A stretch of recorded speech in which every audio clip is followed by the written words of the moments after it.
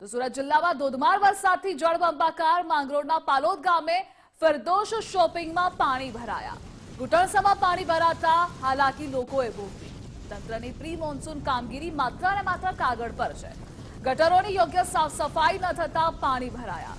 તો શોપિંગ સેન્ટરમાં પાણી ભરાતા દુકાનદારો પણ પરેશાન છે, કારણ કે મોટા પ્રમાણમાં જેટલા પણ માલને પણ નુકસાની પહોંચી છે વરસાદી પાણી દુકાનમાં ભરાવાના કારણે।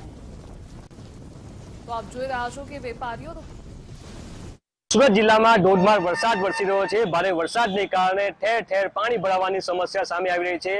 દ્રશ્યો બતાવવાનો પ્રયાસ કરીશ।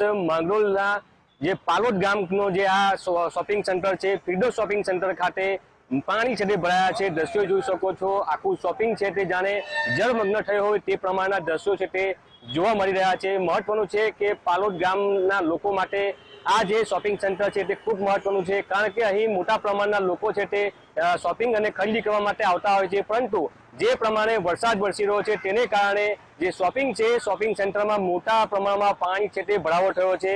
લોકો પાણીમાંથી આવવા માટે મજબૂર બન્યા છે। મહત્વનું છે કે જે પ્રમાણે પંચાયત દ્વારા પ્રી મોન્સૂનની કામગીરી કરવાની હોય છે, જે ગટર લાઈનો જે સાફ સફાઈ કરવાની હોય છે તે ન કરાતા આ પરિસ્થિતિ સર્જાય છે, જેને કારણે જે સ્થાનિકો છે તેને હાલાકીનો સામનો છે તે કરવાનો વારો આવી રહ્યો છે। દ્રશ્યો આપ જોઈ શકો છો, આ જે પાણીમાંથી જે લોકો છે તે અહીં પસાર થવા માટે મજબૂર બન્યા છે। તો જે શોપિંગ સેન્ટર આવેલું છે, શોપિંગ સેન્ટરના દુકાનદારો પણ ચિંતિત થયા છે, કારણ કે જો વધુ વરસાદ વરસશે તો દુકાનોમાં પણ જે વરસાદી પાણી છે તે પ્રવેશી શકે છે।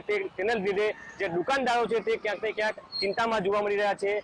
તંત્ર દ્વારા પ્રી મોન્સૂનની કામગીરી યોગ્ય રીતે ન કરાતા આ પરિસ્થિતિ સર્જાય છે। દર ચોમાસે આ પરિસ્થિતિ અહીં જોવા મળે છે, ત્યારે આ પરિસ્થિતિમાંથી લોકોને મુક્તિ મળે અને તંત્ર દ્વારા યોગ્ય કામગીરી કરવામાં આવે તેવી માંગ છે તે ઉઠવા પામી છે।